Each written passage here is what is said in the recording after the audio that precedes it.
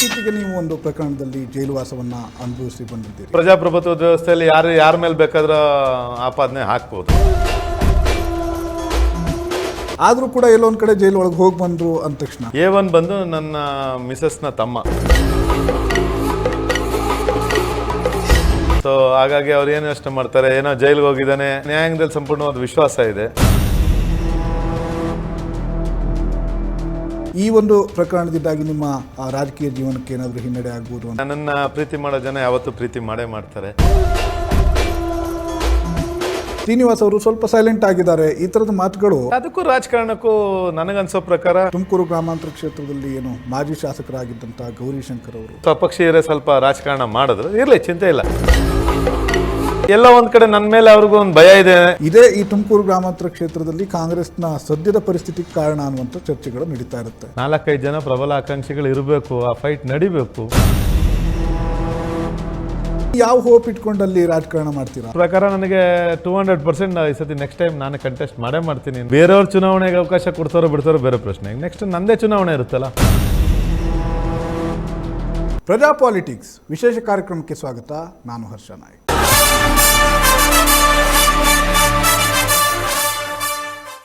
ವೀಕ್ಷಕರೇ, ಇತ್ತೀಚೆಗೆ ತುಮಕೂರಿನ ರಾಜಕಾರಣಿಯೊಬ್ಬರ ವಿಚಾರವಾಗಿ ಸಾಕಷ್ಟು ಚರ್ಚೆಗಳು ನಡೆದಿದ್ದು. ಅವರು ಪ್ರಕರಣವೊಂದರಲ್ಲಿ ಜೈಲು ವಾಸವನ್ನು ಅನುಭವಿಸ್ತಾ ಇದ್ದಾರೆ ಅನ್ನುವಂಥ ಚರ್ಚೆಗಳು ಕೂಡ ನಡೆದಿದ್ವು. ಅವರು ಬೇರೆ ಯಾರೂ ಅಲ್ಲ, ತುಮಕೂರು ಗ್ರಾಮಾಂತರ ಕ್ಷೇತ್ರದಲ್ಲಿ ಸಾಕಷ್ಟು ಓಡಾಟವನ್ನು ಕೂಡ ನಡೆಸಿದಂಥವ್ರು. ಜೊತೆಗೆ ಕಳೆದ ವಿಧಾನಸಭಾ ಚುನಾವಣೆಯಲ್ಲಿ ಅವರು ಕಾಂಗ್ರೆಸ್ನ ಟಿಕೆಟ್ನ ಪ್ರಬಲ ಆಕಾಂಕ್ಷಿಯಾಗಿದ್ದಂಥವರು ST ಶ್ರೀನಿವಾಸ್ ಅವರು ಇವತ್ತು ನಮ್ಮ ಜೊತೆಗಿದ್ದಾರೆ.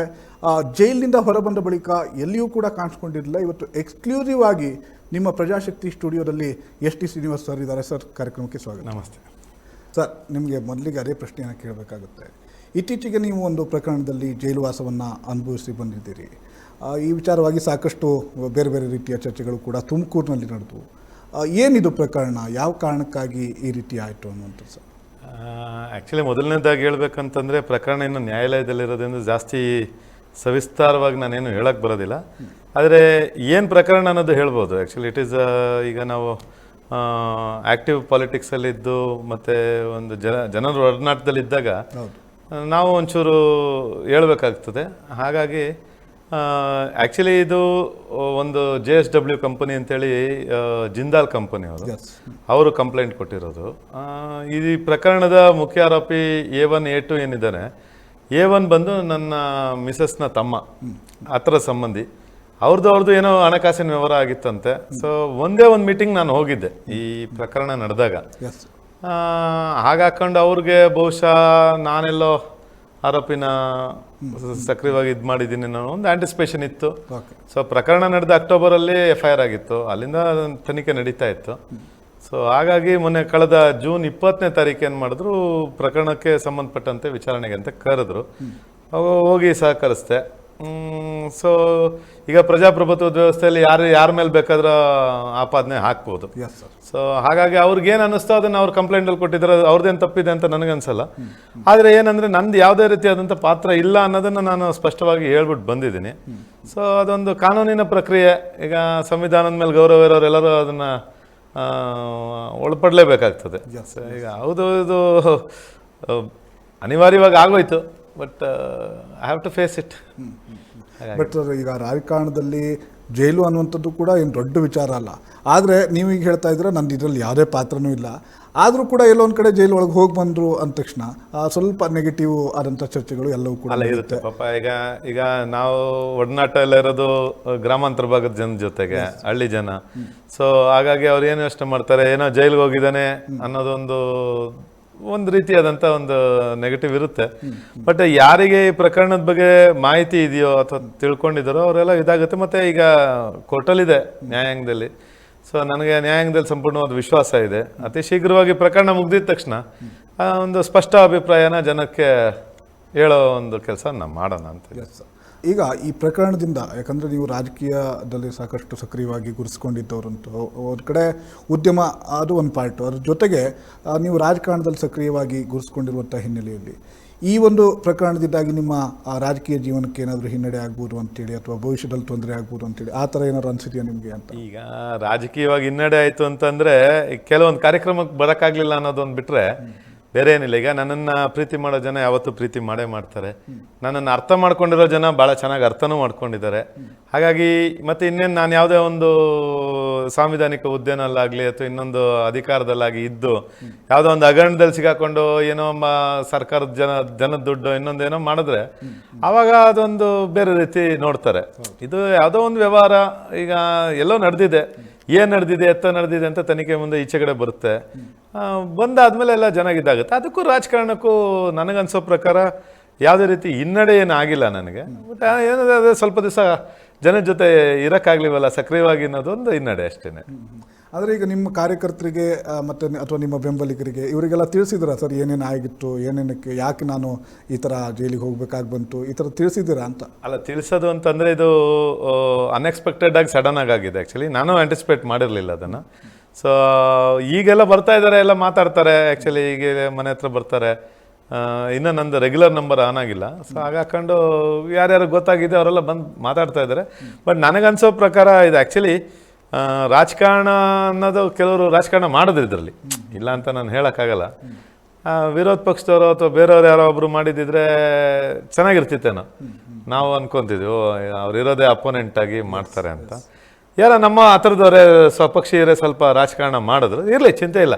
ಈಗ ಎಲ್ಲರೂ ರಾಜಕಾರಣ ಮಾಡಲೇಬೇಕಲ್ಲ, ಹಂಗಾಕ. ಬಟ್ ನಮ್ಮ ಕಾರ್ಯಕರ್ತರಿಗೆಲ್ಲ ಗೊತ್ತಿದೆ ನಾನೇನು ಎತ್ತ ಅಂತ. ಸೊ ಹಾಗಾಗಿ ನನ್ನ ಮೇಲಿರೋ ಅಭಿಮಾನ ಈಗ ನಾನು ಅವರು ಮನಸ್ಸಲ್ಲಿ ನೆನೆಸಿರೋದ್ರಿಂದ ಸೊ ಹೆಚ್ಚಿನ ರೀತಿ ಏನು ಡ್ಯಾಮೇಜ್ ಆಗಿಲ್ಲ ಅಂತ ನಾನು ಅನ್ಕೊತೀನಿ. ಸರ್, ಈಗ ನೀವು ತುಮಕೂರಿನಲ್ಲಿ ಪರಮೇಶ್ವರ್ ಅವರ ಒಂದು ರೀತಿಯಾಗಿ ಬೆಂಬಲಿಗರಾಗಿ ಗುರ್ಸ್ಕೊಂಡು ಅವರ ನಿಟ್ಟಿನಲ್ಲಿಯೇ ಒಂದು ರಾಜಕಾರಣವನ್ನು ಮುಂದುವರ್ಸ್ಕೊಂಡು ಹೋಗಲಿಕ್ಕೆ ಅಂಥೇಳಿ ಆ ರೀತಿಯಾದಂಥ ಒಂದು ಹೆಜ್ಜೆಯನ್ನು ಇಟ್ಕೊಂಡು ನೀವು ಬರ್ತಾ ಇದ್ದಂಥವ್ರು. ಈಗ ಈ ಒಂದು ವಿಚಾರ ಆದ ಬಳಿಕ ಅಥವಾ ನೀವು ಅಲ್ಲಿಂದ ಹೊರಬಂದ ಬಳಿಕ ಅವರೇನಾದರೂ ನಿಮ್ಮನ್ನು ಮಾತಾಡಿಸಿದ್ರೆ ಅಥವಾ ನೀವೇನು ಹೋಗಿ ಅವ್ರನ್ನ ಕಾಡುವಂಥ ಕೆಲಸವನ್ನು ಮಾಡಿಲ್ಲ? ಇಲ್ಲ, ಅದು ಸೆಷನ್ಸ್ ನಡೀತಾ ಇತ್ತು. ಮತ್ತು ಈಗ ನಾನು ಆ್ಯಕ್ಚುಲಿ ನಮಗೂ ಇದೆಲ್ಲ ಒಂದು ರೀತಿಯಾದಂಥ ಹೊಸ ಅನುಭವ. ಸೊ ಸೆರೆವಾಸ ಅನ್ನೋದು ಹೇಳದಷ್ಟು ಸಿಂಪಲ್ ಆಗಿ 2 ವರ್ಡಲ್ಲಿ ಮುಗಿಯೋದಲ್ಲ. ಅದು ಎಸ್ಪೆಷಲಿ 52 ದಿವಸ ಇದ್ದು ಬಂದಾದ್ಮೇಲೆ ಸೊ ನನಗೆ ಆದಂಥ ಒಂದು ಕೂಲಿಂಗ್ ಪೀರಿಯಡ್ ಬೇಕಾಗಿತ್ತು.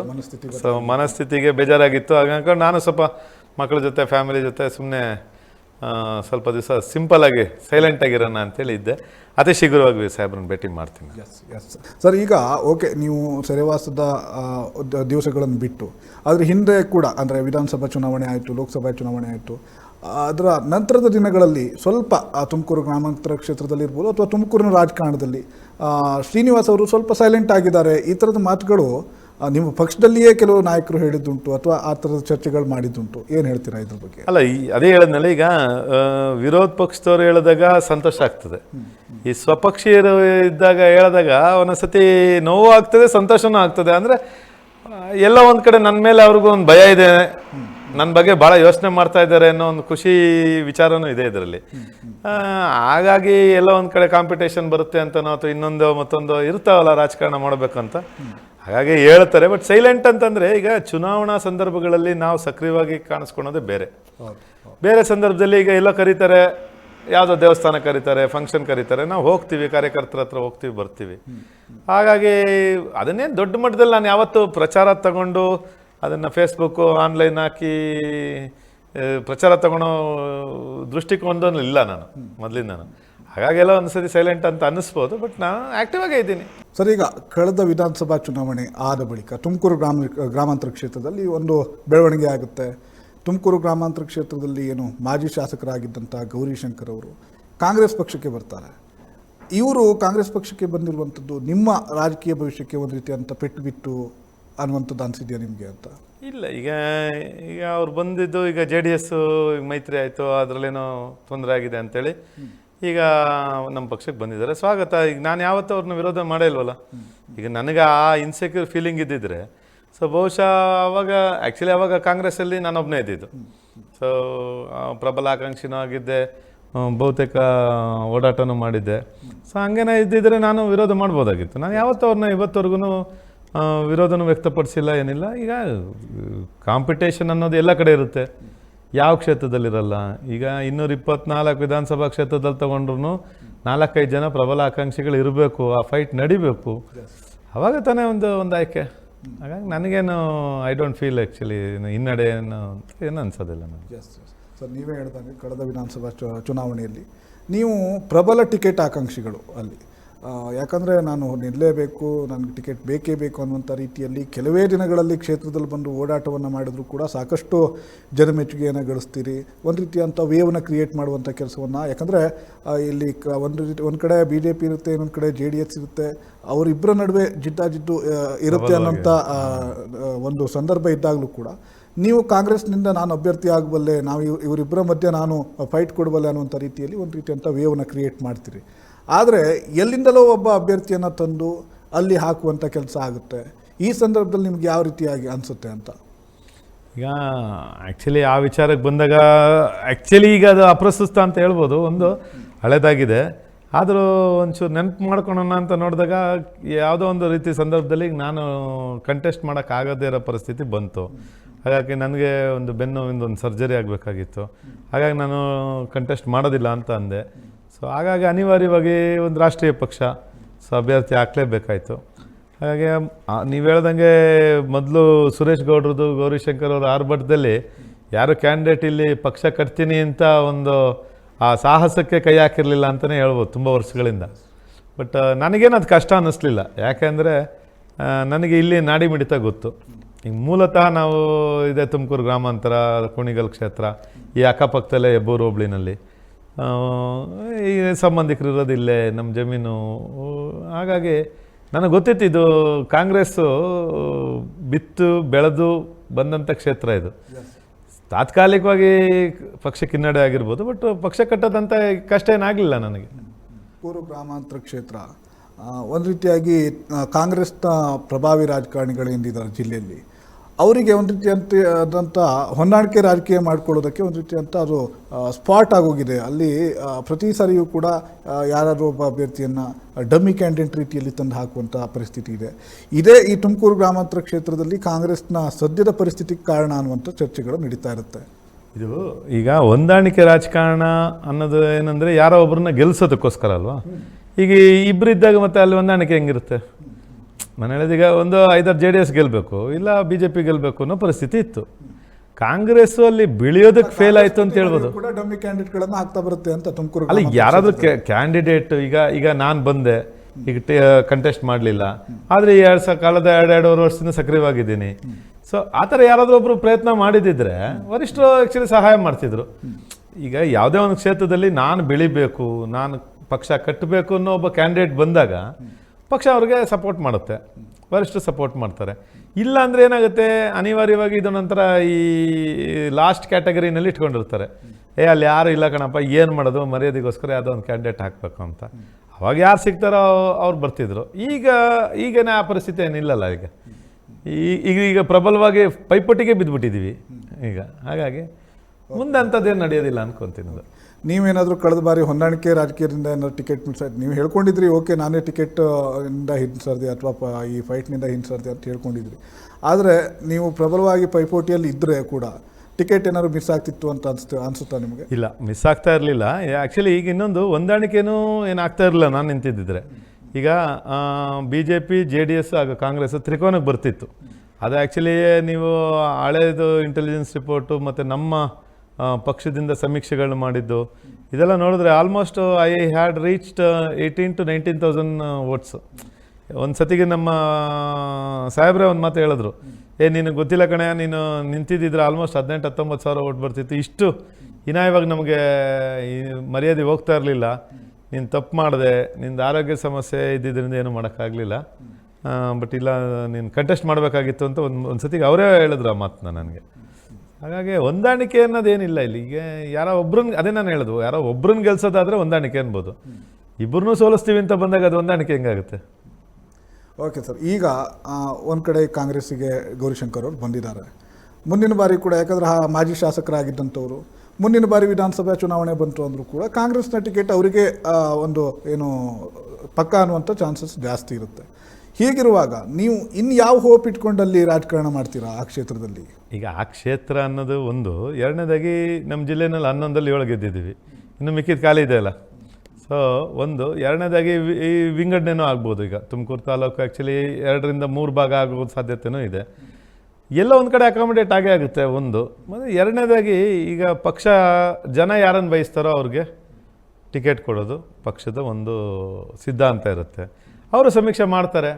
ಈಗ ಇನ್ ಕೇಸ್ ಆ ಸಮೀಕ್ಷೆನಲ್ಲಿ ನನಗೇನಾದ್ರು ಸರಿ ಬರಲಿಲ್ಲ ಅಂತಂದಾಗ ವರಿಷ್ಠರು ಹೇಳ್ತಾರೆ, ನೋಡಪ್ಪ ಇಂತಿಂಥ ಕಾರಣದಿಂದ ನನಗೆ ಟಿಕೆಟ್ ಕೊಡ್ತಾ ಇಲ್ಲ ಅಂತ. ಈಗ ಅವ್ರು ಬಂದ್ರೂ ಕಾರಣಕ್ಕೆ ನನ್ನ ಟಿಕೆಟ್ ತಪ್ಪಿಸ್ತಾರೆ ಅನ್ನೋದು ಯಾವುದೂ ಇಲ್ಲ. ಈಗ ಎಷ್ಟೋ ಕ್ಷೇತ್ರಗಳಲ್ಲಿ ಸಿಟ್ಟಿಂಗ್ MLAಗಳನ್ನ ತಪ್ಪಿಸಿ ಹೊಸಬ್ರು ಕೊಟ್ಟಿರೋ ಇತಿಹಾಸ ಇದೆ, ಉದಾಹರಣೆಗಳಿದೆ. ಹಾಗಾಗಿ ಗೆಲ್ಲುವು ಅಷ್ಟೇ ಮಾನದಂಡ. ಚುನಾವಣೆಗಳಲ್ಲಿ ನಾನು ಹೇಳೋದು ಅದು ರಾಷ್ಟ್ರೀಯ ಪಕ್ಷಕ್ಕೆ ನಾವು ಆ ಕ್ಷೇತ್ರದಿಂದ ಗೆಲ್ತೀವ ಅನ್ನೋ ಒಂದು ಕ್ವಶನ್ ಹಾಕ್ಕೊತಾರೆ. ಯಾರನ್ನು ನಿಲ್ಲಿಸಿದ್ರೆ ಗೆಲ್ತೀವಿ ಅಂತ. ಸೊ ಆ ನಿಟ್ಟಲ್ಲಿ ನಾನು ಸ್ವಲ್ಪ ಜಾಸ್ತಿ ಕೆಲಸ ಮಾಡಿ ಈಗ ಸಕ್ರಿಯವಾಗಿದ್ದೀನಿ, ಜಾಸ್ತಿ ಕೆಲಸ ಮಾಡ್ತೀನಿ. ನನ್ನ ಪ್ರಕಾರ ನನಗೆ 200% ಈ ಸತಿ ನೆಕ್ಸ್ಟ್ ಟೈಮ್ ನಾನು ಕಂಟೆಸ್ಟ್ ಮಾಡ್ತೀನಿ ಅನ್ನೋ ಒಂದು ವಿಶ್ವಾಸ ನನಗಿದೆ. 100% ಸಿಗುತ್ತೆ ಅಂತ. ಒಂದು ವೇಳೆ ನೀವು ಸಿಕ್ಕಿಲ್ಲ ಅಂದರೆ ಬೇರೆ ಕಡೆ ಅಕೊಮಡೇಟ್ ಆಗ್ಬೋದು ಅಂತ ಹೇಳಿದ್ರಿ. ಬಟ್ ಸಂಘಟನೆ ಕಷ್ಟ ಆಗುತ್ತಲ್ಲ ಅಂತ ಸರ್. ಅದೇ ಈಗ ಎಲ್ಲ ಕಷ್ಟನೇ. ಈಗ nothing is easy and nothing is free. ನೋಡೋಣ ಅಂತ ಸಂದರ್ಭ ಬಂದಾಗ, ಹತ್ತತ್ರ ಬಂದಾಗ ಗೊತ್ತಾಗುತ್ತಲ್ಲ. ಈಗ ಇವತ್ತಿನ ಪರಿಸ್ಥಿತಿಗೆ ಮಾತಾಡೋದಾದರೆ ಮೈ ಟಿಕೆಟ್ ಇಸ್ ಕ್ಲಿಯರ್ ಅಂತೀನಿ ನಾನು.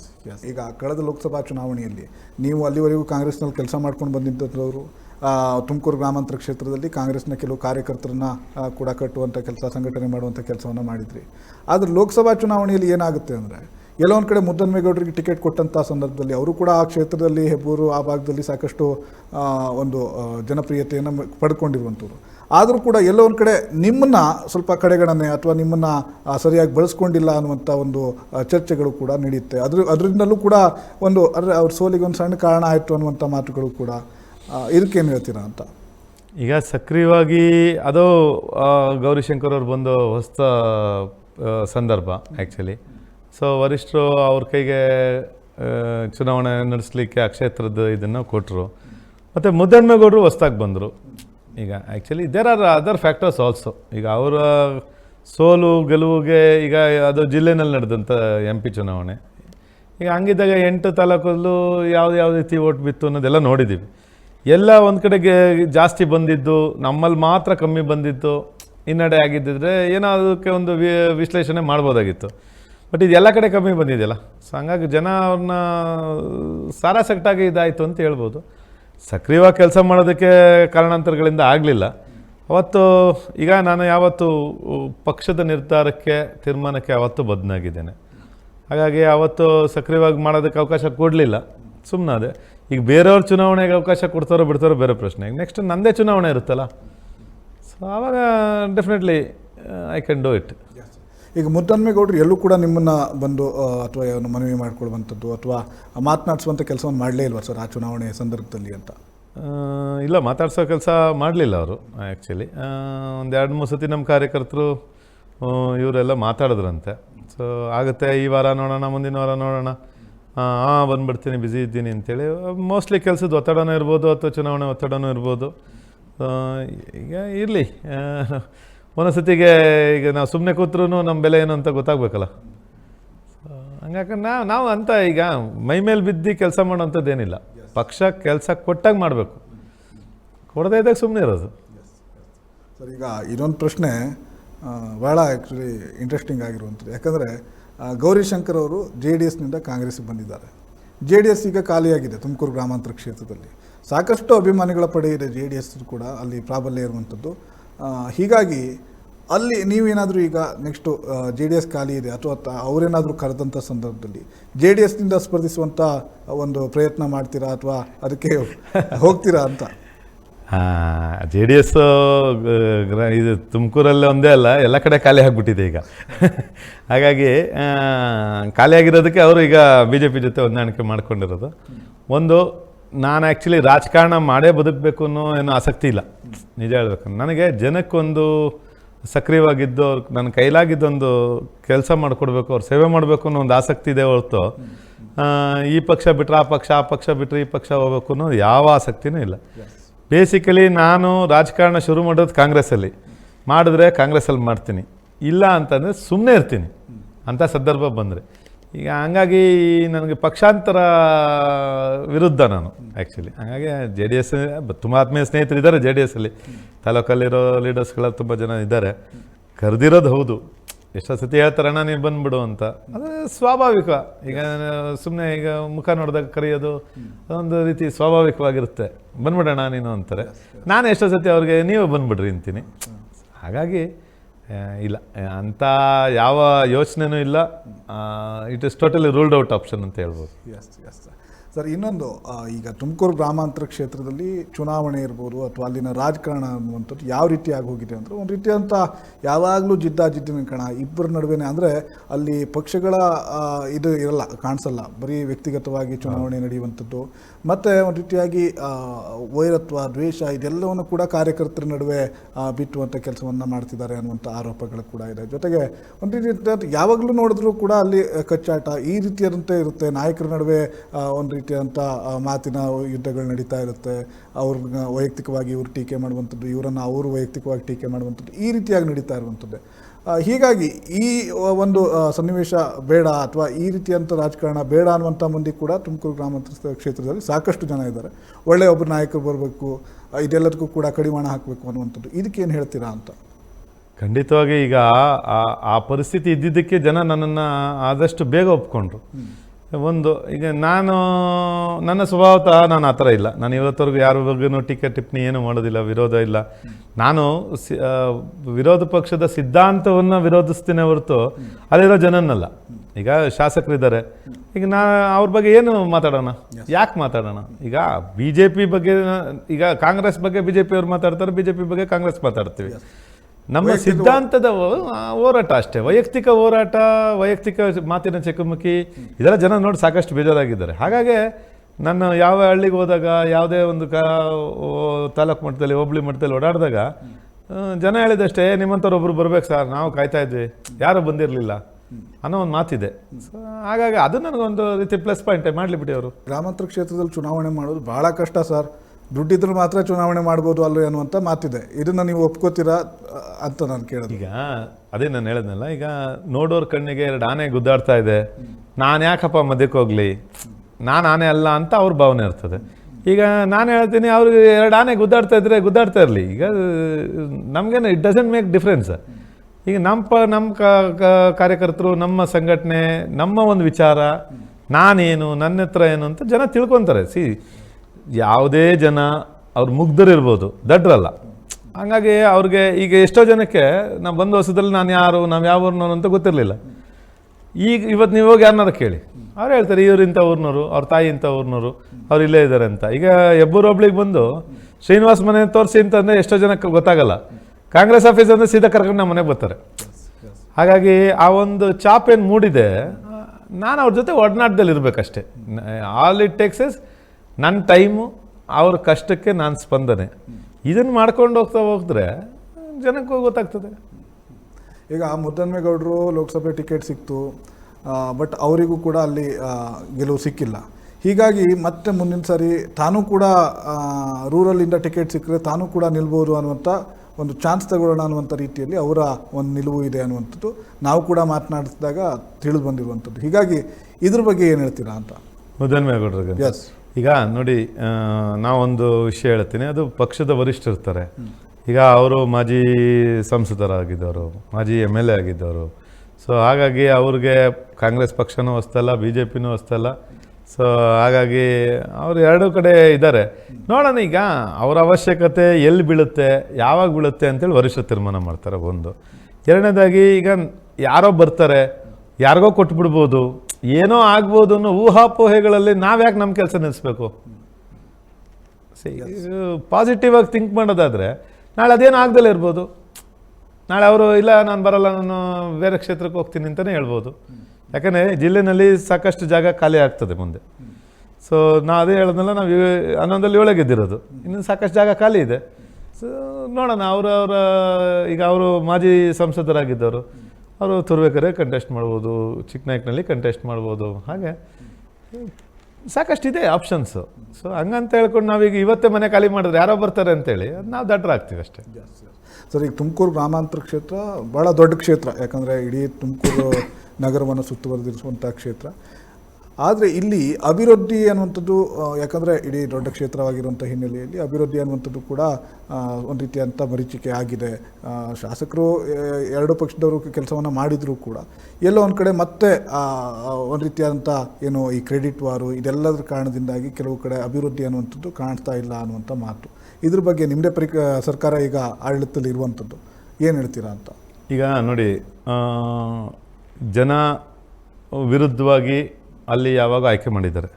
ಈಗ BJP ಸರ್ಕಾರ ಬಂದಾಗ ಅಲ್ಲಿ ಗೌರಿಶಂಕರ್ ಅವ್ರು ಗೆದ್ದಿದ್ರು, ಸೊ JDS ಇಂದ ಗೆದ್ದಿದ್ರು.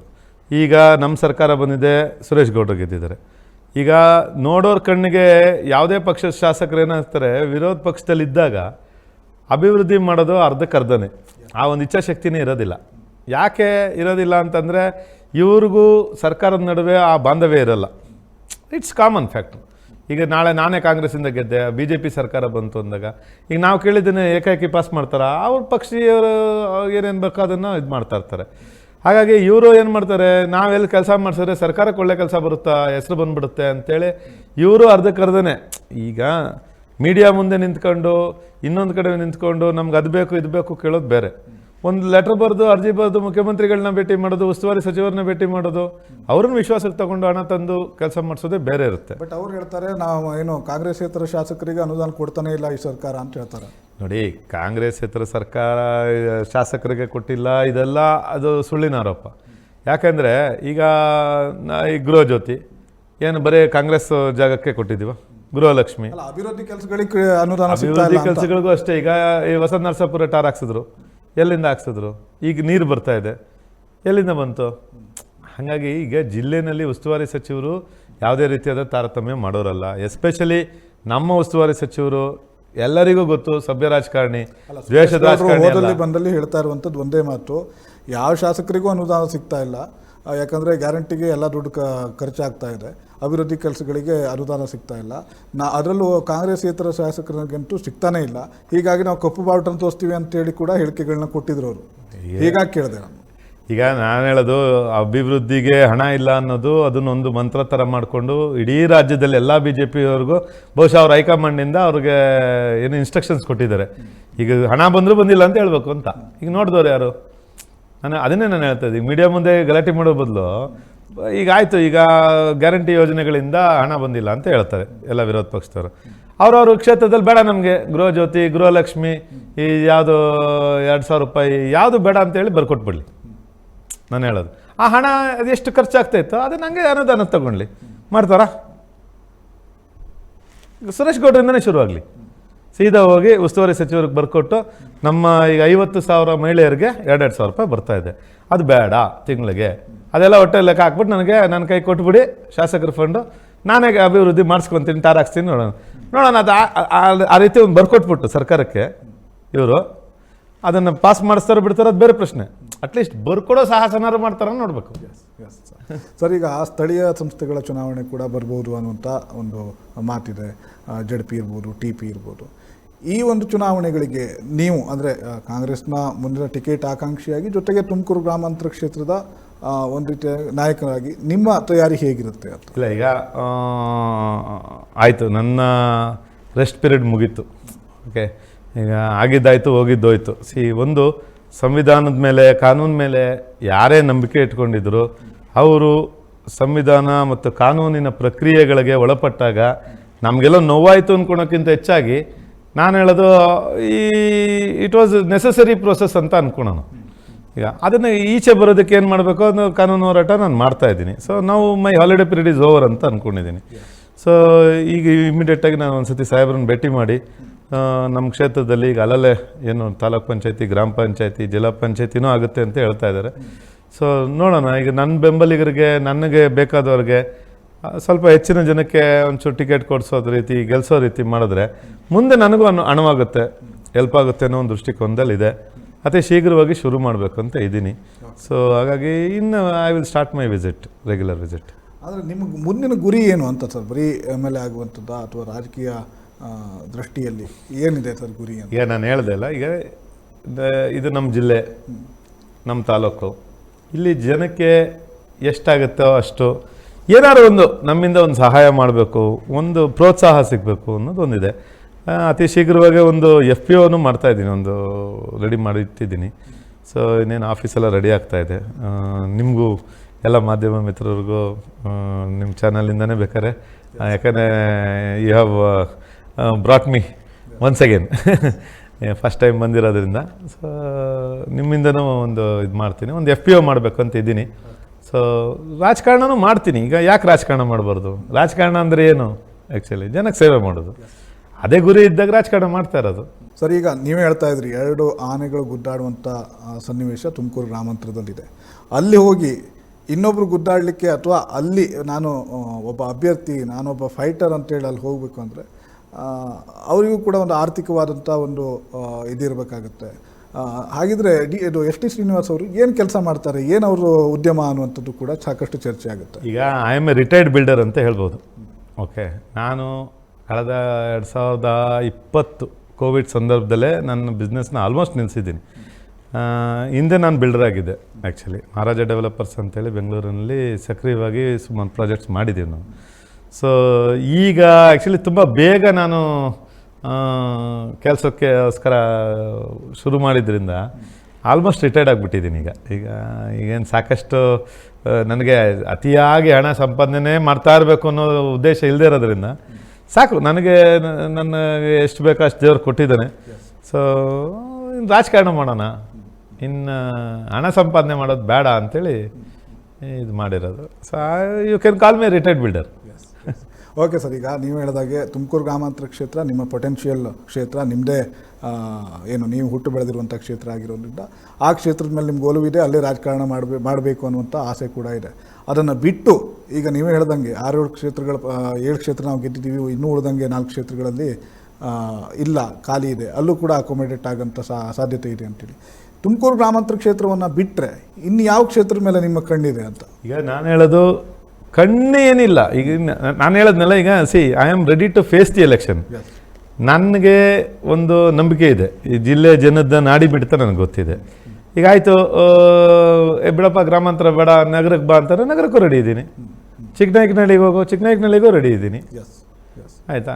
ಸೊ ಹಾಗಾಗಿ ನನಗೇನು ಕ್ಷೇತ್ರ ಬದಲಾವಣೆ ಆಗ್ಬೋದು, ಜನ ಏನು ಬದಲಾವಣೆ ಆಗಲ್ಲ. ನಮ್ಮ ಜಿಲ್ಲೆ ಜನ ನಮ್ಮ ಜಿಲ್ಲೆಯಲ್ಲೇ ಇರ್ತಾರೆ. I am ready.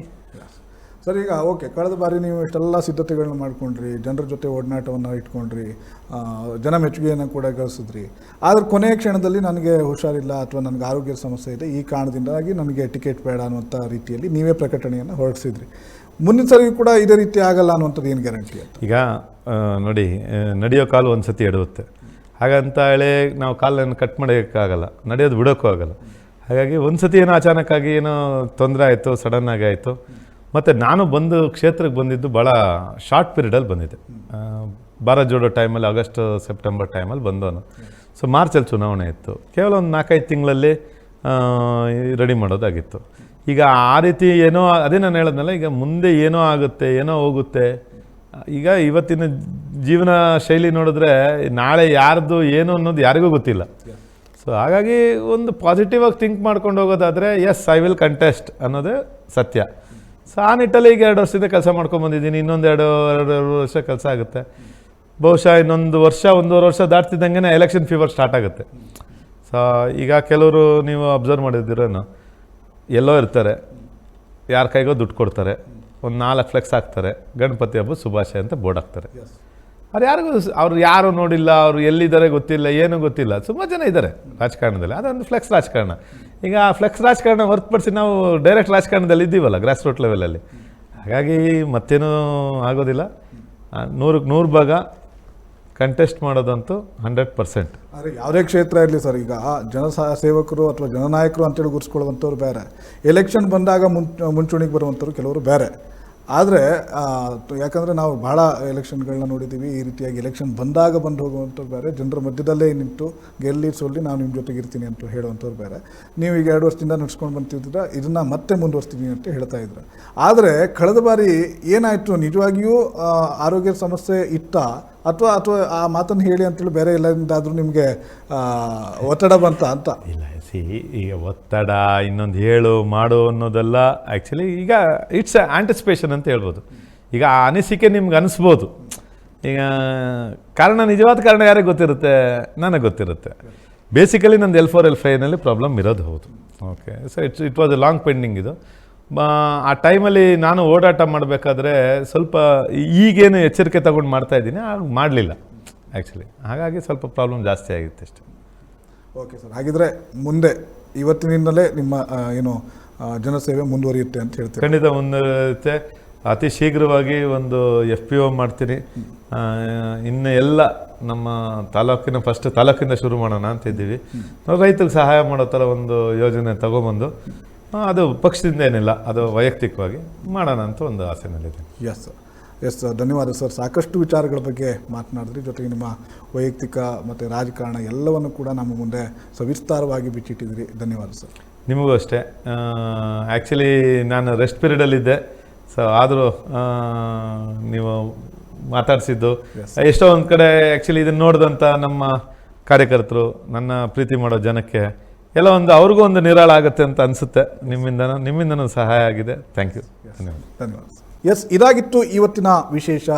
ತುಮಕೂರು ಗ್ರಾಮಾಂತರ ಕ್ಷೇತ್ರದ ಕಾಂಗ್ರೆಸ್ನ ಪ್ರಭಾವಿ ನಾಯಕರಾಗಿರುವಂತಹ ST ಶ್ರೀನಿವಾಸ್ ಅವರು ಸಾಕಷ್ಟು ವಿಚಾರವನ್ನು ನಿಮ್ಮ ಮುಂದೆ ಹೇಳಿದರು. ಜೊತೆಗೆ ಅವರ ವೈಯಕ್ತಿಕ ಬದುಕಿನಲ್ಲಾದಂಥ ಕೆಲವು ಘಟನೆಗಳ ಬಗ್ಗೆಯೂ ಕೂಡ ಸ್ಪಷ್ಟನೆಯನ್ನು ನೀಡುವಂಥ ಕೆಲಸವನ್ನು ಮಾಡಿದ್ದಾರೆ. ನೋಡ್ತಾ ಇರಿ ಪ್ರಜಾಶಕ್ತಿ TV, ಇದು ನಿಮ್ಮ ಧ್ವನಿ.